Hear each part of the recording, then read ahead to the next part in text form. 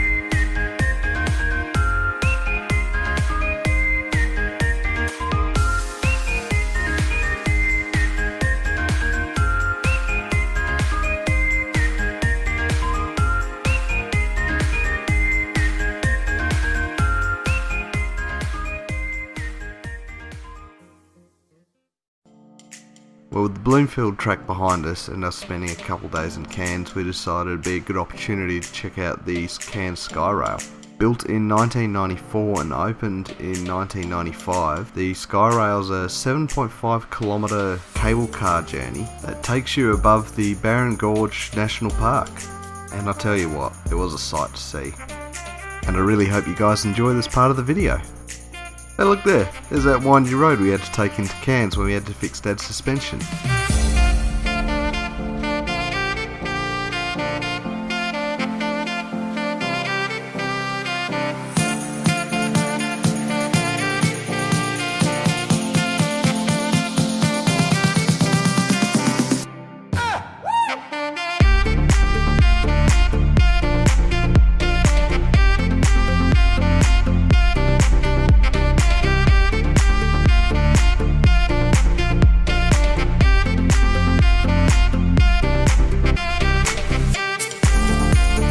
Along the way there are a couple of stops where you can get out and you can have a walk around right in the forest itself.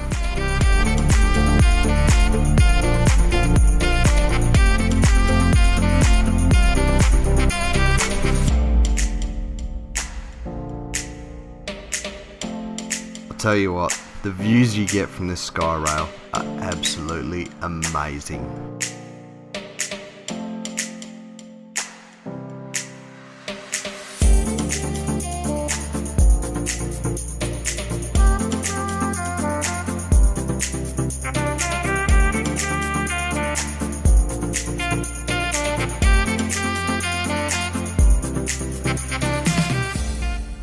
Our next stop drops us off at the Barron Gorge itself.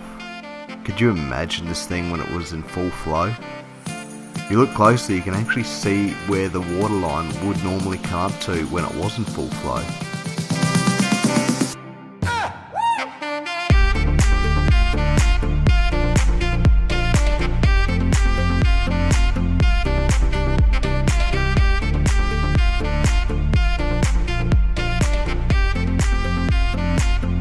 What you doing, babe? Working out the audio tour. Because why not? We're about to cross the spectacular Barron River. Look closely and you might see freshwater crocodiles or turtles basking on the riverbank. They are as much a part of this environment as any plant.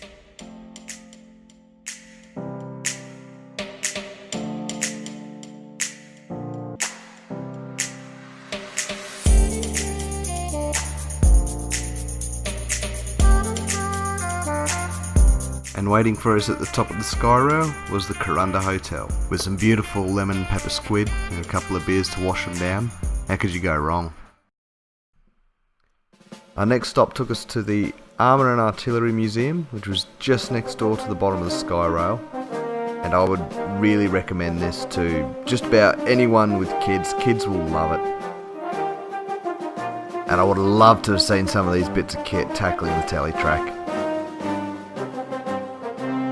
Oh, how do you go wrong with the old H1?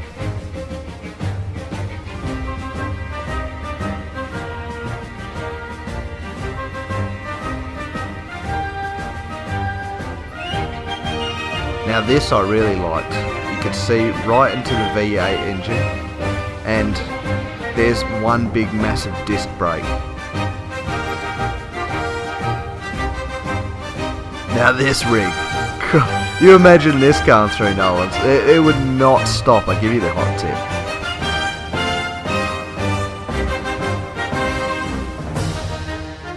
Looking inside these tanks, you could really feel how tight and claustrophobic it must have been for these soldiers back in the day.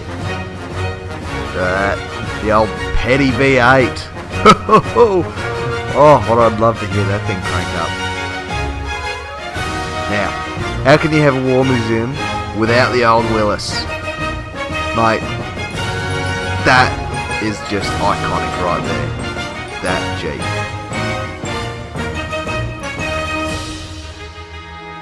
And the track height on these, just crazy. Like, the size of it just blows me away.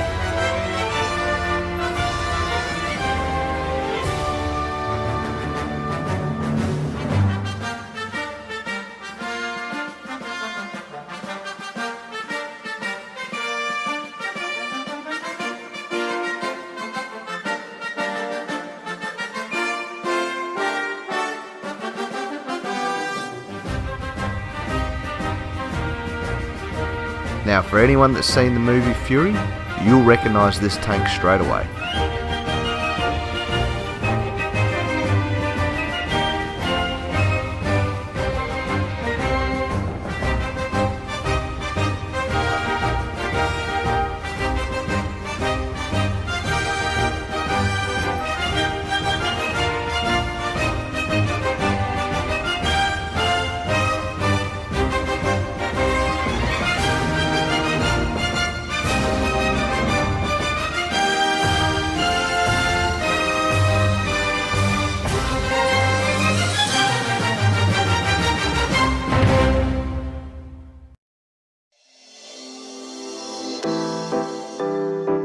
Our next day took us to the aquarium in Cairns, which I would 10 out of 10 recommend.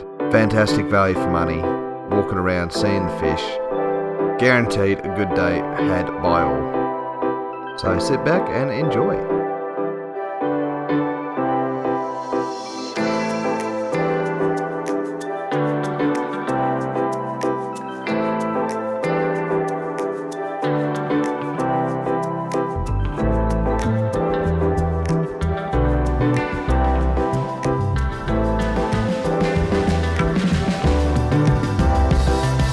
I think this little guy was probably the only crocodile we saw the whole trip.